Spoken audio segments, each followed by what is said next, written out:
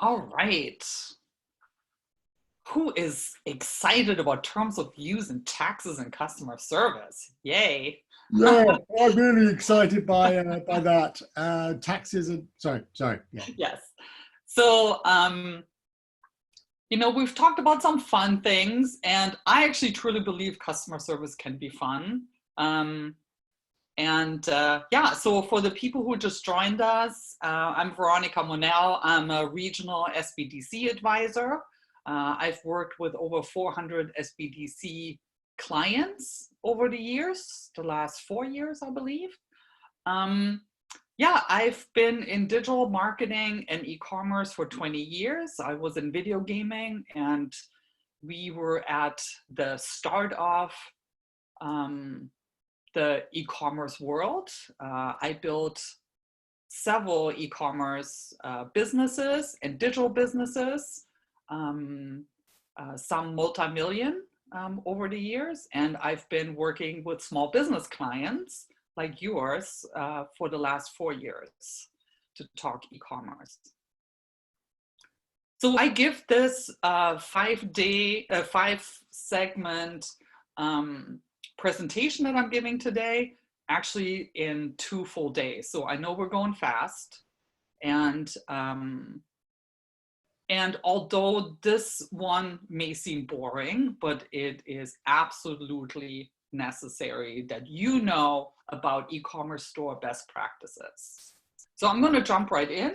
We still have tons of questions from the last segment that we try to answer as well. So there's three legal type pages that you need to include in every e-commerce and in every e-commerce site in your business. So, and I want to say, I am not a legal expert by any means, but I've worked in so many e-commerce businesses. And so I have actually a lot of experience creating, reviewing with legal teams, these types of documents. And they change as laws change, as the way we like practices online change. So this one is also these are documents that should be revisited a few times. So I would even recommend, like, once a year, you should, if you are working with an attorney on these, once a year, they should really be reviewing these. If anything has changed in the law that needs to be addressed. So those 3 documents are terms and conditions. Sometimes they're called terms of use, depending on what site you go. It's the privacy policy, and it's your return policy. Let's start with the terms and conditions. And the reason why I have a Shopify link here is, so as an advisor, I would never advise to just download somebody else's terms and conditions online, because you don't know how good that is. But I know for a fact that Shopify.com, since they're at the cutting edge of e-commerce for small businesses to get started, I am sure they have a team of lawyers that review these. So these are actually free to everybody, even if you are not becoming a Shopify client. You can actually put this in Google search, Shopify policy generator. And all 3 policies can be generated there. They will send it to you in a Word doc. It is maybe not the most ideal, but if you do not want to spend money on an attorney, then I would advise this to be the best way to go. But there's others out there, right? Like there's LegalZoom, and there are some of these others. You have to figure out like how much risk you want to take. Like in my own small business, I actually have an attorney who works with me, and he generated, so I have a contract for all my clients. And And I can tell you the reasons why I actually had an attorney do this. And I know this attorney well, because if there's ever any dispute, I know that he's also going to represent my business. So I would always recommend it. And it didn't break the bank for me. So I was able to afford that. I was able to talk to him through my business, what like some of the risks could be. And he would tell, he obviously is an expert in this. So he tells me like what, you know, what some of the risks are to me and what, you know, what we can cover and not cover and such. Okay. Jumping into the terms and conditions. Here's 5 reasons why you need terms and conditions to prevent abuse. So terms and conditions are really around how people interact with your e-commerce and your website. So you can tell, say in your terms and conditions, what you allow and don't allow on your website, for example. Let's say you have a functionality where people can actually post testimonials. You can say that if a testimonial uses profanity, etc., it will be taken down. We will not allow all testimonials. So this kind of like abuse. It's also, for example, you know, you have that with a lot of stores where they tell you that they can refuse service to anybody. You can say that. Like we can refuse, we have the right to refuse service. Here's an example. There is here, located in Sacramento. There is a pizza place. They're still open right now. They're actually all delivery. And they used to have a customer who would order and never pick up.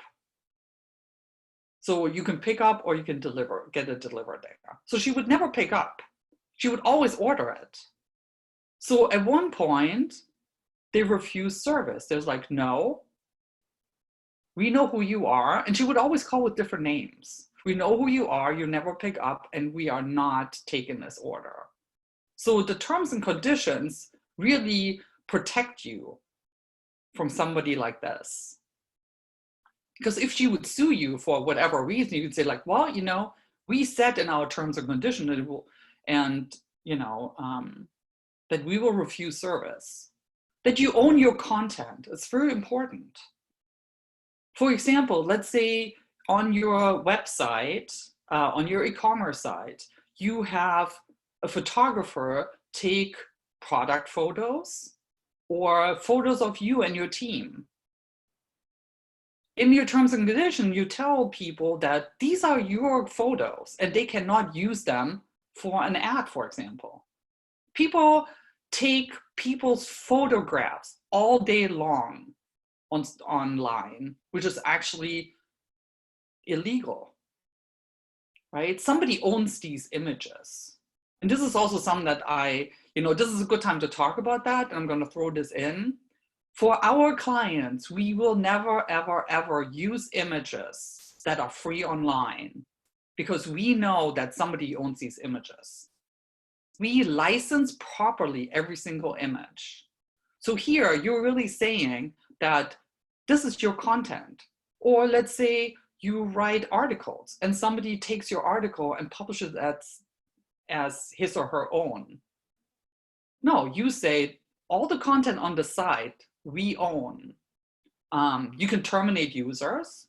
It's the same with the customer. Yeah, you can say, well, we're terminating your account. You limit liability. That's really what this is, right? It's like a contract. You limit liability. Like we are not liable for certain things. For example, what if you, and this happens, think about how you use online stores. So maybe there was a price up and well, maybe you made a terrible mistake, right?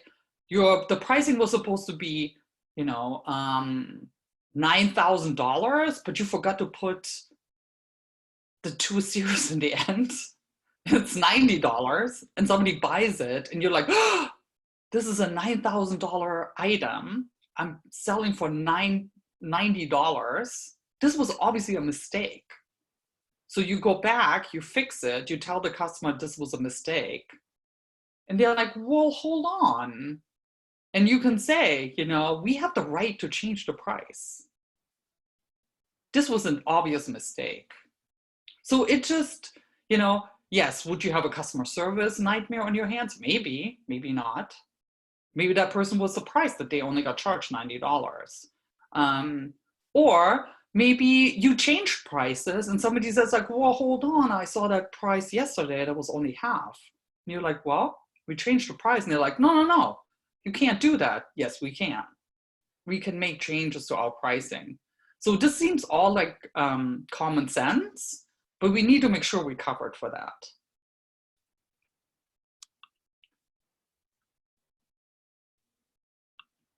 Privacy policy. This is something that is being discussed all the time, and mostly around Facebook, right? So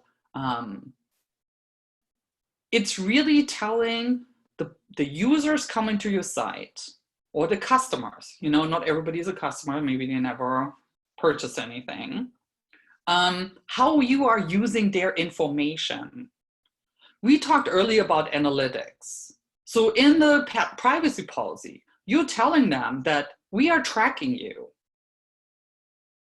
I guess cookies are supposed to go away, you know, cookies track your, how you use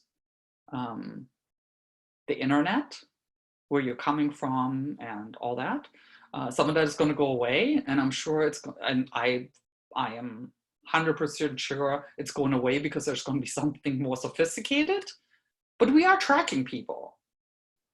And in the privacy policy, we're telling them what we're tracking.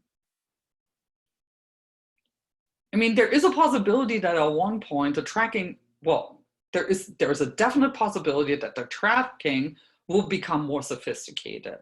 So with that, we're telling them that we're tracking how old they are, what their gender is, what their ethnicity is, you know, how they shop online. We're completely transparent about what we, you know, what we track there. So again, this is something that you can download on Shopify or have an attorney do this for you.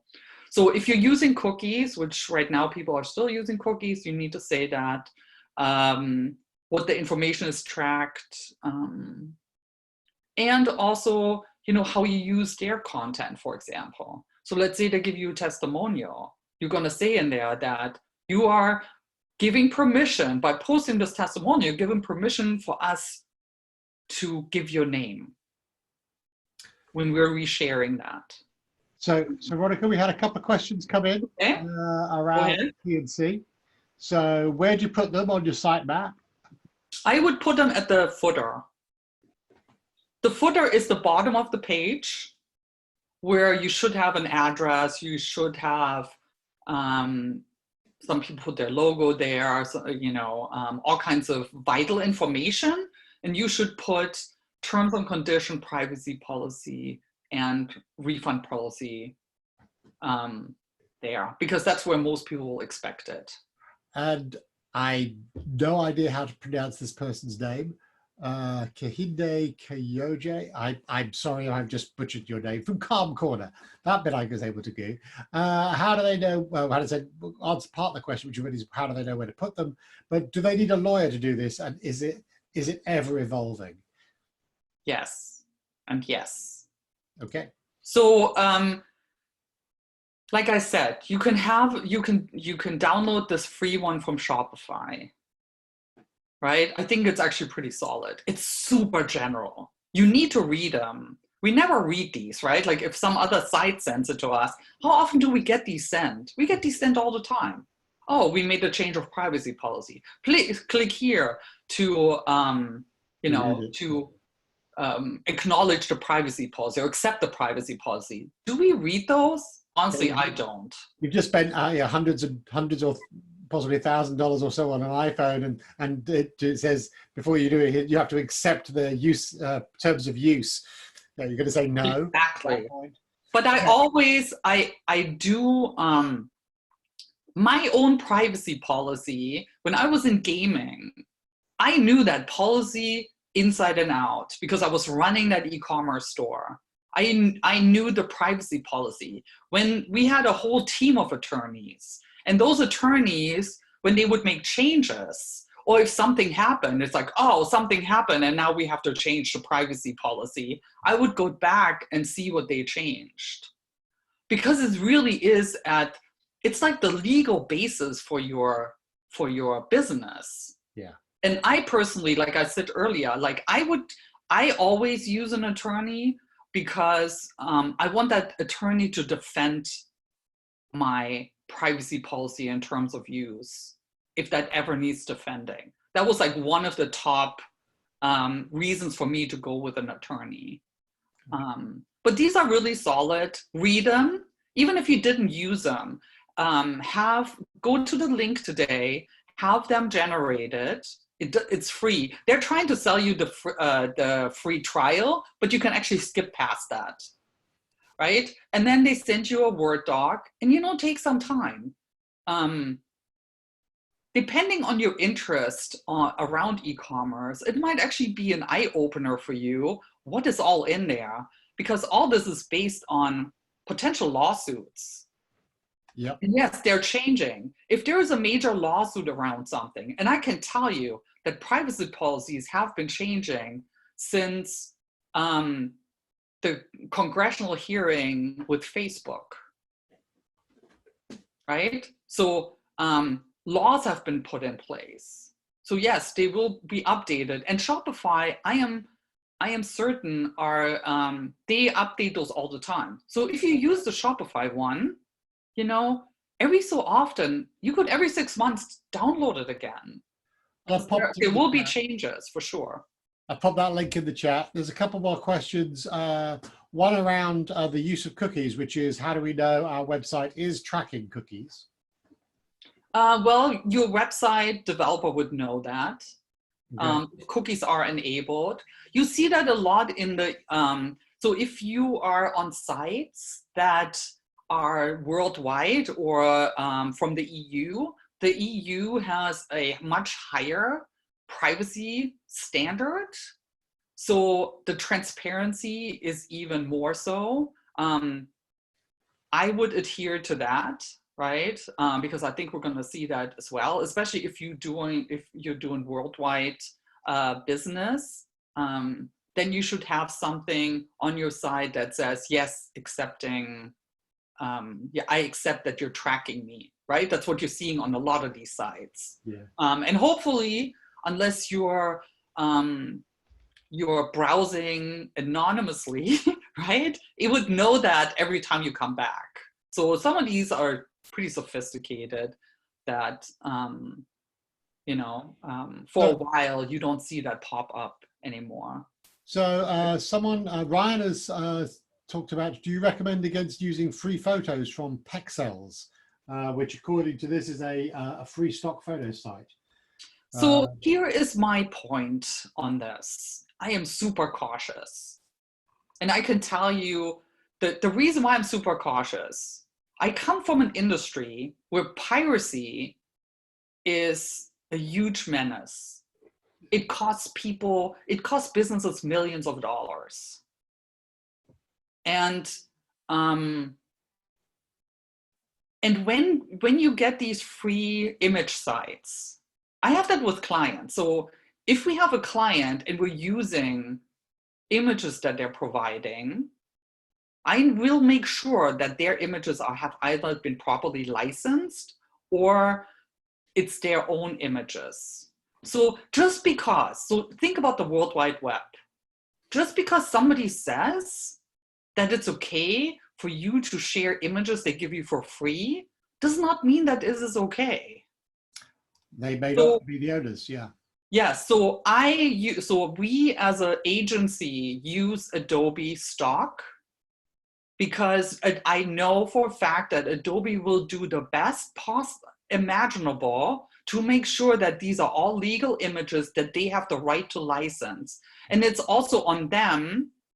So when they license something to me as an agency, the expectation is that these are legal, right? So they hold actually the responsibility. If you use somebody that is like absolutely free and you can say like, yeah, just go ahead, and then you use it, I mean, like who holds the responsibility? In the end, it is your responsibility and it's your website. So just be cautious.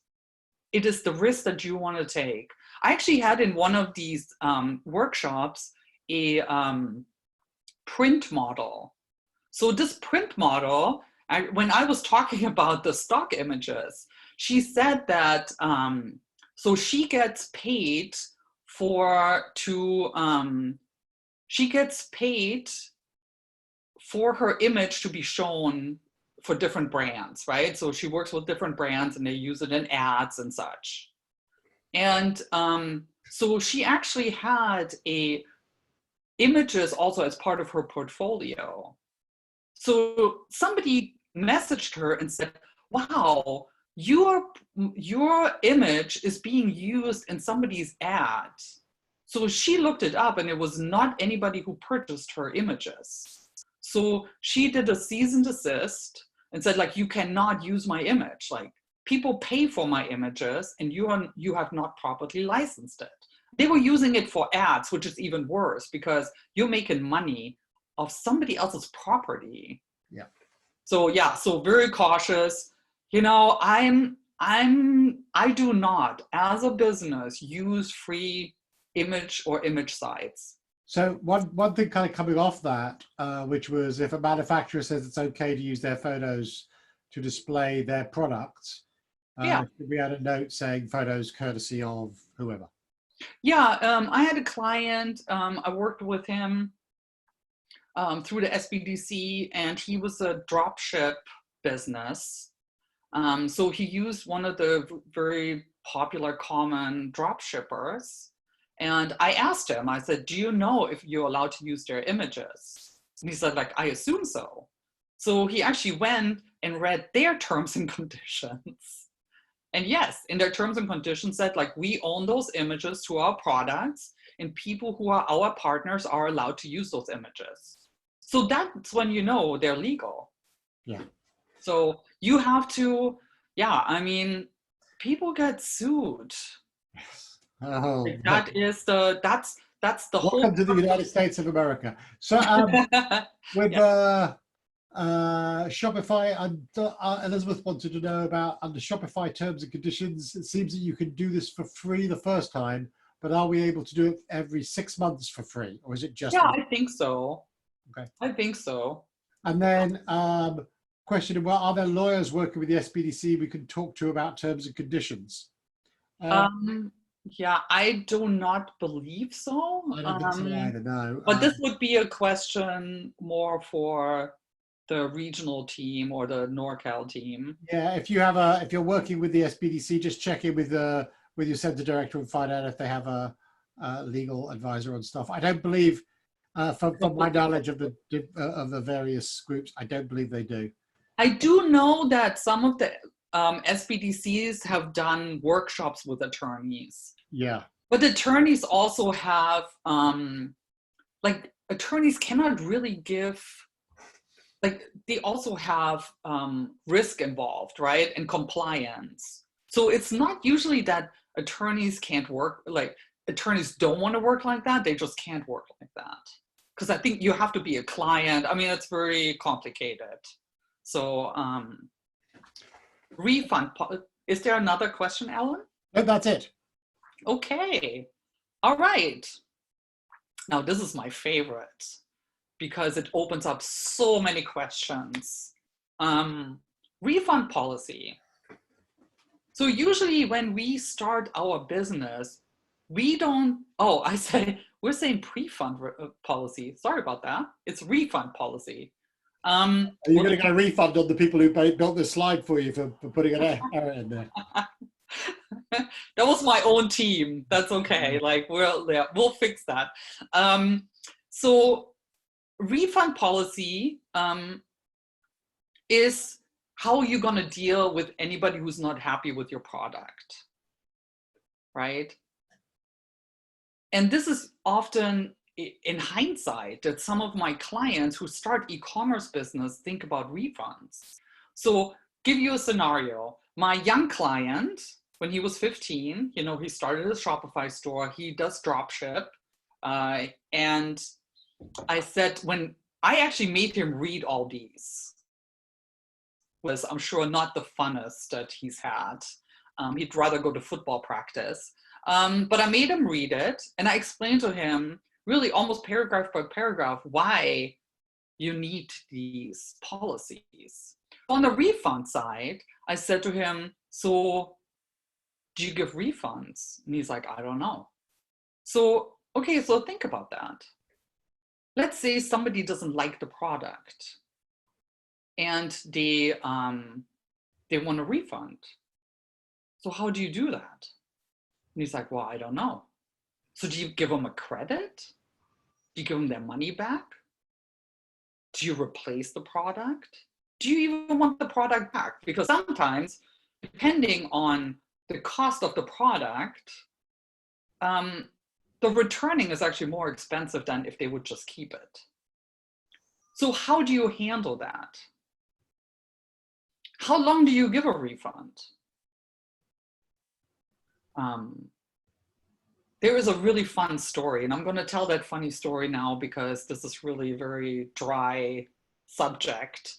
I don't know if anybody here is familiar with how Amazon started. So in one of the books about Amazon, I think it's called The Everything Store, they talked about that Jeff Bezos had the idea that what he wanted is a 30-day refund policy, no matter what. People could just return it. And his team said, this is insane. Like, we're on e-commerce, we're shipping this out. Like, how are we gonna give like refunds? And he's like, well, you guys figure it out. So it actually took them, well, this is at the beginning of e-commerce, right? I think it took them like a year or two to actually figure out how to best streamline the refunds. So what they would do is like, they would just have people ship back their products and then they would give them money. So it's not that easy to actually figure out how to have them return the product. So for my client, my young client, I said to him, so let's say they're gonna ship this back. Where are they gonna ship this to? He's like, well, I don't know. Okay, let's think about that. Do they want to ship it to your address? Do they ship it to the drop shipper? Does it go into a warehouse? So in the case of Amazon, what I think was the most funny is that they would give people money back when they didn't have enough money in their account, right? So the Jeff Bezos would have to call some investor to write a check that they would drive to the bank to get their balance into the positive again. So they were giving refunds without having figured out initially.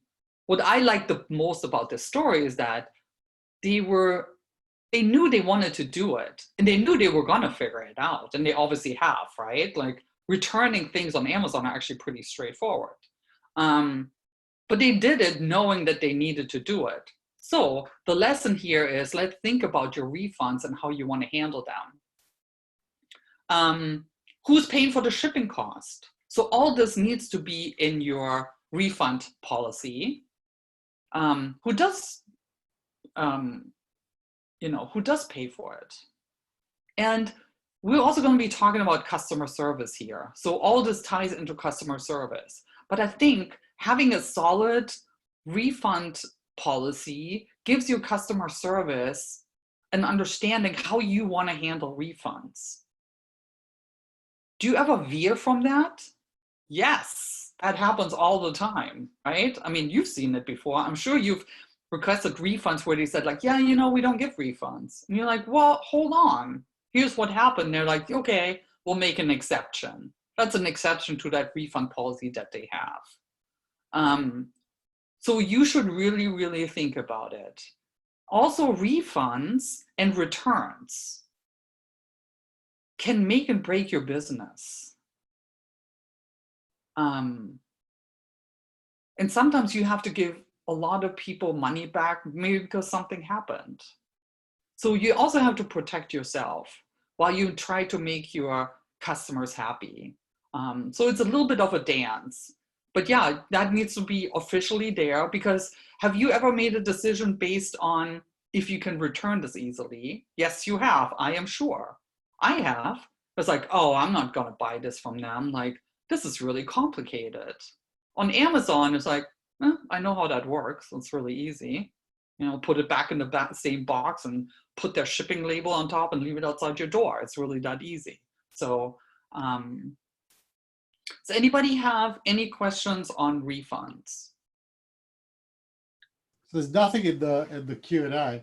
Okay. I'm just going to throw out the fact that we know that you know, I've certainly occasionally come across a refund policy that was complicated or shortened, or no refunds on certain things, which was buried somewhere in the special offer. And I'm never going to shop with those people again. Yeah, refund policies are,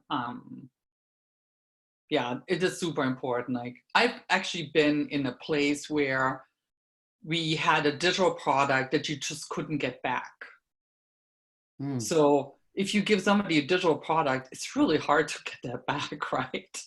Like, you could ask them to delete it or whatever, like if they download a file or something, you know, you can't ship it back. Unless it requires an online, you know, verification at time of use every time you file. Yes, right? I mean, it really depends, like how you secure that product. If it's like you just turning off somebody's access to it, or if you gave it to them, you have actually like delivered a digital product and you can't get that back. So that's a little tricky. And we did not want to take refunds because we knew like we couldn't get it back. But that didn't mean that we wouldn't give refunds, because sometimes you just have to, it has to be realistic, right? And some people gonna take advantage? Oh yeah, right? Welcome to customer service. But most people are, you know, honest about things. So, so taxes, I am not a tax expert. Again, I want to say that. And this one, we need to talk about taxes, but this is something that really needs, either you work with a CPA that understands e-commerce, or there are actually some really cool apps. QuickBooks. So I was at the QuickBooks Summit. I know it sounds really boring, but it was actually pretty eye-opening. And they talked about apps that can help you with sales tax. So while I'm not going to go into the details of taxes, I want to make sure that everybody understands, no matter if your e-commerce solution takes care of the taxes, the sales taxes. We're not talking about, you know, we are not talking about taxes on your profits or anything like that. We're talking about taxes that are transacted as sales taxes within the e-commerce system. No matter who you use, if you're using an app, there are some really good apps out there, or you're using QuickBooks, or you're using WooCommerce, or you're using Shopify. It is still, in the end, your obligation to understand your taxes and do the right thing, right? If there is a glitch, if there is a problem, read their terms and conditions, because I know I don't want to laugh, but read their terms and conditions, how much they're actually going to be responsible for. In the end, you are the owner of this e-commerce business. So this is usually where most of the clients in my workshops get super scared. Taxes seems to be a very scary thing for most people because it is always difficult to understand. And also this changes all the time. So there's US taxes. There's also tax obligations when you sell internationally. Like, I don't know if people have heard here about, France was suing Amazon for taxes that they should be collecting on behalf of the country of France. I don't even know what that is with the decision, the legal decision. But what that would also do is, like, if France won against Amazon, that would mean the entire EU. That would also mean that now your tax obligations have changed if you're selling into the EU. So this is very fluid and should be revisited. So working with a tax expert is what I would advise. But Shopify, if you read actually like on Shopify about taxes, they would tell you what their responsibility is and what your responsibility is. Sales taxes are actually, if you are not familiar with sales tax, actually really complex. There's tax tables that are updated all the time. When tax obligations change in certain, so there's cities that have taxes, there's counties, there's states. So there's so much, so you could be selling a product to a customer in Sacramento, and then the city of Sacramento gets a percentage, and then the state gets a percentage, right? Like, you wouldn't know this necessarily about every single county and state, and so there are tax tables that are being updated like all the time because you are collecting on somebody else's behalf. These are not you. This is not money that you're keeping, right? You are like, if you sell this to somebody in Sacramento, then it is your obligation to make sure that the city and the state are receiving their tax revenue. There's also the difference between Nexus and destination taxes. So their destination taxes, what I just talked about, is like the taxes of where the product is being shipped to. Nexus is what Amazon is hoping to stand on for France, right? Like, Nexus is like, Amazon is a US business and they should not be collecting and paying taxes in another country. So it's where the location of the business is. This is super complicated. This is all I'm going to say about that. But just make sure that you understand what your obligations are. Read up on it. Like I said, Shopify has some really interesting information up. It might scare you even a little bit more, but what they're really saying is like, here's what we're doing for you. We're going to do all the right thing, but in the end, you're responsible, which is what I'm telling you. Does anybody have any questions? We had the garbage truck going down. You didn't want to hear that. So I got 3 questions in there. One is probably a simple one, which I think I know the answer to, which is, do we need to apply for a business license in our city? So I'm not the business license expert. I can tell you the answer to that one is yes. Yes, yeah, business license always, and there's also different licenses that you need depending on the products and services you're selling, but it's very unique to everybody. So I'm going to throw into the chat as a website called CalGold, which is fantastic for that. It will tell you, you basically pick your type of business and what city you're in, and it'll tell you everything from the city or county or municipality up through the state, maybe even the regional pieces, and including the federal levels, what permits and things you might need. So I'll pop that into the into the website as well.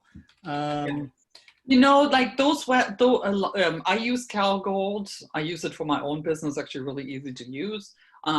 It doesn't tell you a lot about e-commerce, so there might be some other moving pieces to it, but you can definitely find that out online.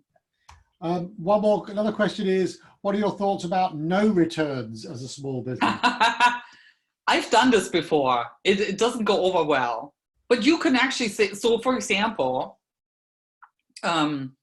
let's say you have an artisan product and you customize everybody's order. I have clients like that, right? Where they, the customer orders something that is made to their, you know, different dimensions or design, or like, would you want to give, like, this should be non-refundable. However, if anything happens, right? Let's say, you know, it's not the red that they wanted, you might need to give a refund, right? But you could say like customized products are not refundable. Sure, I mean, this is your business. You should just be cautious if it makes sense, right? If I had a custom table made, or if I had like a custom sign made, and they say like, it's non-refundable, I understand why, because it has my name on it, right? Like they couldn't be selling this to somebody else. So I would understand that, because they obviously made something that is for me only. You know, like with the digital products, we actually did no returns. Yeah. We still had to give refunds, right? Yeah. And it could also hold people back, just like Ellen said. It could hold people back from actually purchasing. So you got to weigh that risk. There's a comment from Marina in the chat, which is interesting. She says, "I sell meat and I don't take returns." Yes, Makes sense. I will refund them their money, and I've only had to do that once, a handful of time in 9 years. Yeah. So you know, if something cannot like legally be returned, yeah, then you can give them a refund.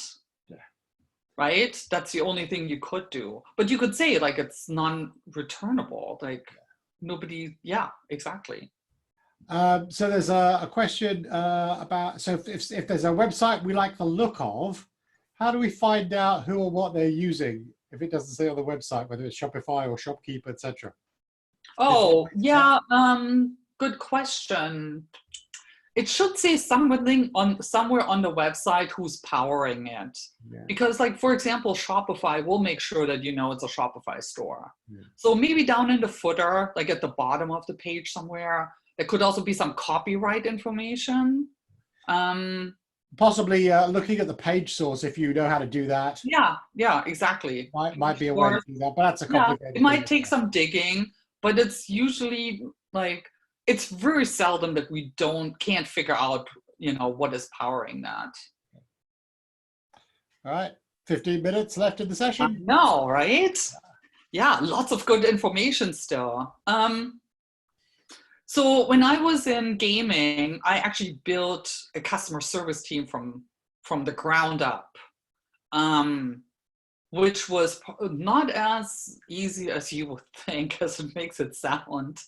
And it was mostly about communication, right? Like, how does the customer service team get information about, you know, what maybe some problems are with products that have gone out, or what they should be saying, like giving them scripts. And so even if you didn't have a customer service team, somebody needs to be in charge of customer service, right? So it is super, super important, because customer service, I truly believe, and I've seen it, can make or break a business.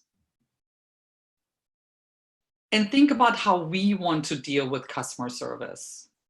So yesterday, I think it was yesterday or the day before, I was in customer service with a well-known pharmacy.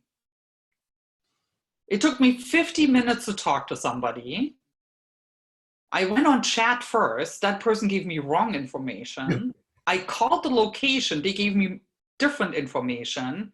The fourth time I had contact with somebody, he said he could help me. And today I got the solution, which is still not a solution. Wow, I am like ready to go somewhere else. And I guess I really think I was very patient with their customer service. Way more patient than I'd be. Right? I was like, because I want what they have right now for me, and it is so complicated. So and I am sure everybody on here has had similar customer service experiences. So is this something that you want your customers to go through? I would hope not, because they might never come back. And you live online. That means that they can be telling everybody who wants to hear about it online about your poor customer service. Erasing that is difficult. That's why a lot of, businesses don't like online testimonials, because they're like, how are we going to erase all these 1 stars or all these complaints? I'm like, well, you're not. The only thing that you could do is offer good customer service and have people talk about that. So just think about the ramifications of poor customer service. So be ready for customer service. When you're a small business, it is almost overwhelming to think about like, well, how often do I have to be in customer service? Think about it. Really, you should be doing customer service all the time. How often have you tried to get a hold of customer service and then it's like, oh, we're closed at 5 p.m. I'm like, hold on, it's 7 p.m. and like, that's the only time I have time. Or the only time I have time is over the weekend. Or whatever that is. Or like, we're in a different time zone. Okay, I don't care because that's not my time zone. You should be doing customer service in my time zone. I used a meal delivery service at one point, those meals in the box, and I noticed something. I went to make dinner, noticed that there were several things wrong with what they sent me in the box, called the customer service number and was told that it closed at 5. I know, right? I'm laughing, but I know it's really difficult for small businesses, especially if you're just a team of 1 or a team of 5 or 10, or, it's really difficult to fathom, how are you going to do this? So you need to think about this. That's what I mean about be ready for customer service. And then how does your customer want to get in contact with you? Personally, I like chat. If you have chat, I'm happy already, right? I can multitask. I don't have to call anybody. Because when I call, I could be on hold just like yesterday for 50 minutes. Like, I don't want to do that. And with email, it takes days for somebody to get back to you. But I also know that chat is not something that everybody can service. Although they have plugins, for example, that tie into your phone. So if somebody is chatting with you on your site, you get a pop-up on your phone. Now, are you always on your phone? Probably not. But what you can do is that people can chat with you. And if you're off the chat, if you're offline, it will email you. But it gives them an indication that you're actually readily available. If you do email customer service only, make sure you get back to them. How long do you give somebody to get back to you? So I would want to know that you actually received my email. That's why you get a lot these auto replies, right? That puts me at ease. I was like, okay, they received my email and they tell me when they're going to get back. On the phone, right? Like if, let's say you can't be on the phone all the time, can they leave a message? If you're already calling somebody, a customer service, you have to leave a message. We're all already upset, right? It's like, is anybody even going to call me back? And then they call me back when I can't talk. So think about the frustration that your customer have in customer service. And I know there's a lot of times my clients say like, well, but they got to understand that I can't be there 24/7. This is not about you. It's about the customer and what their expectations are. And like it or not, the instant gratification is real. When I was in video gaming, we did email customer service. And that was years ago. We did email customer service. And I had people online almost 24/7. I had customer service agents in different time zones so that everybody could pick up their shift. But there was one time when there was like a couple hours, there was nobody in there.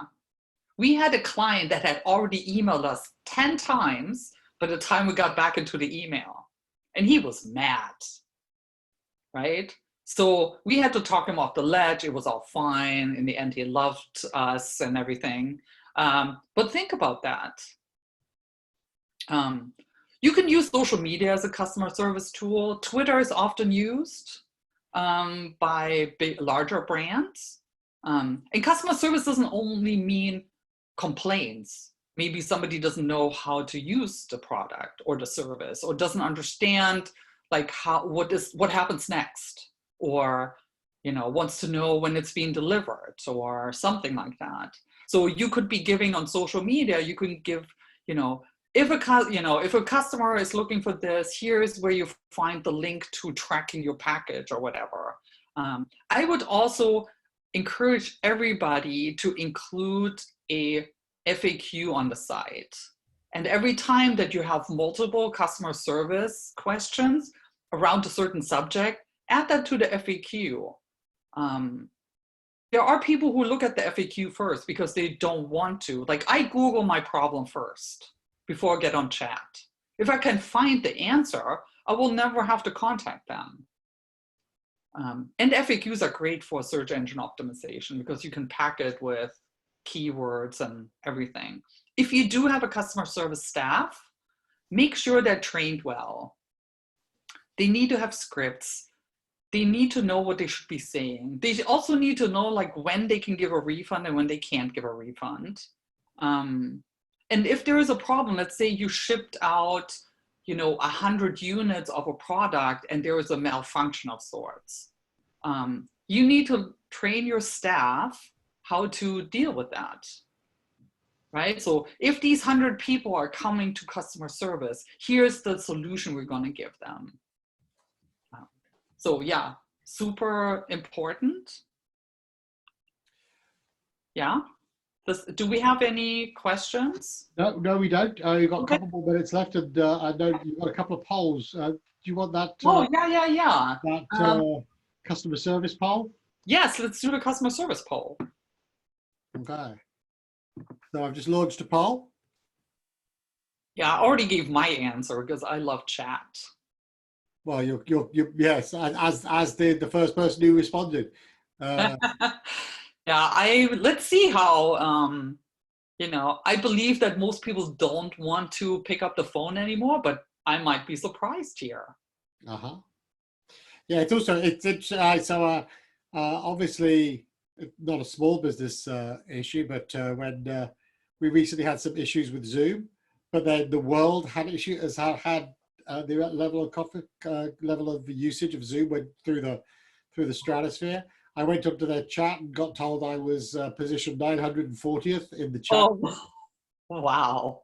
So that's the point where I decided to leave the chat and send them an email, put a Zoom ticket in. Yes. Yeah. Okay. So give you people a few more seconds to put your preference in. We're just about 2/3 of people have voted. A few more seconds. 3, 2, 1. Closing off the poll. And I'm going to share the results. So most people seem like you, Veronika. 61% of the people who voted said they like to do it by chat. The next was 42% who like doing phone. These are people can select multiple ones, so these aren't going to add up to 100. And then email was the preference for 26% of people. Okay, and it's also good to know that everybody has used customer service. So Yeah. awesome. So we all have experienced good and bad, I am sure. Yeah. Okay, so I think this is the last slide. Selling and fulfilling your first product, that really goes also back to customer service and to, you know, how you're shipping, how you're returning, managing your inventory, very important. I have clients that go on e-commerce and they don't know how much they actually have to ship out. You know, best case scenario, you're getting more orders than you have inventory, but then you have a problem, right? So managing your inventory and how fast you can get new inventory. Your shipping terms and zones, where do you ship to? How long does it take for the shipping? Remember, Amazon is our standard. And as a Prime customer right now, I'm completely frustrated that Prime is not same day. But we obviously have different circumstances, and they are trying to deliver to customers who need certain products as an emergency first.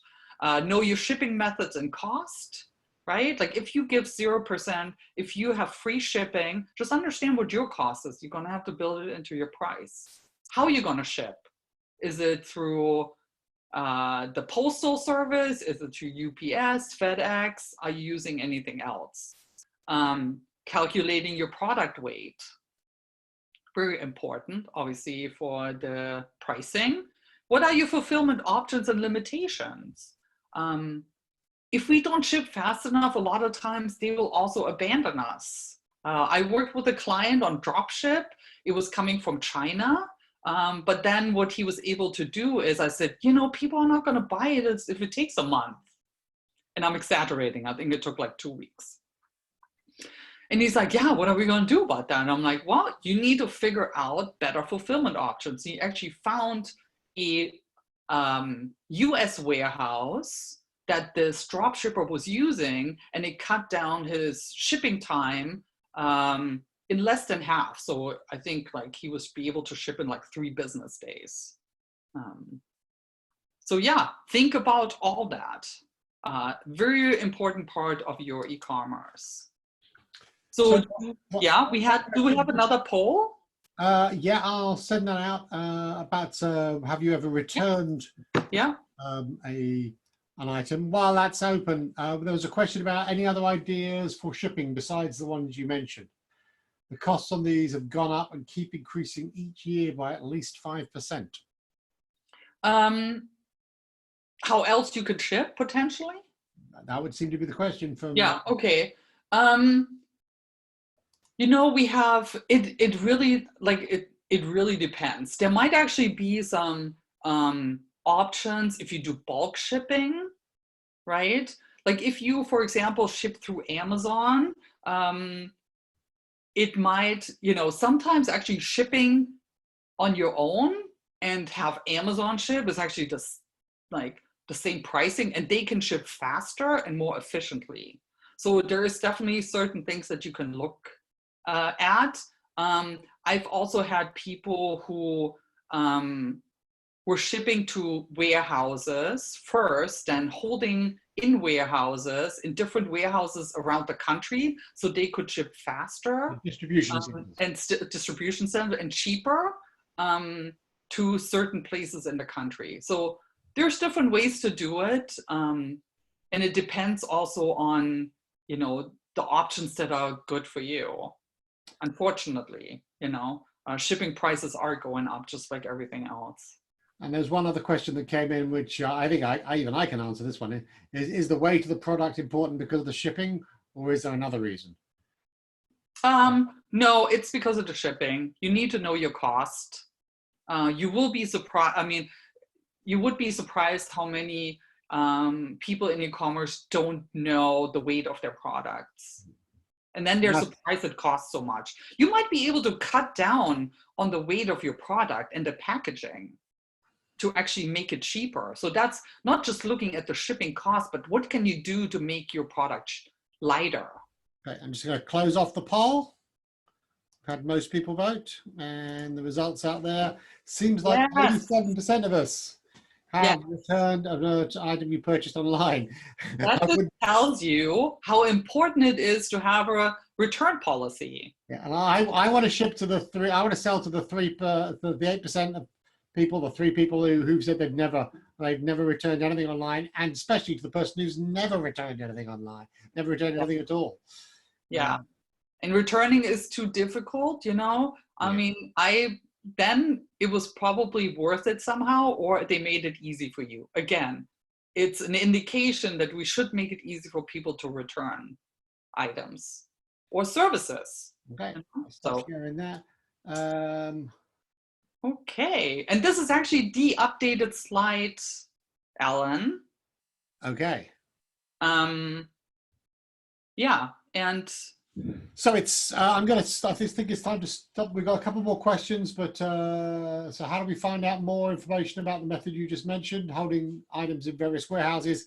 I'm guessing that's probably something that will probably very customized. Yeah. So email Veronika at the email address there. I'm concerned. Someone was saying they're concerned about all the attention given to Amazon. They see their model as eliminating small businesses. That you're not the only one I've heard say that, but also if you use them correctly, they can be a major partner for small businesses as well. Is that right? Are we talking about Amazon? Yeah. Yes. Yeah. For sure. For sure. But they're becoming more and more a partner for small businesses. Yeah. So, okay. Yeah.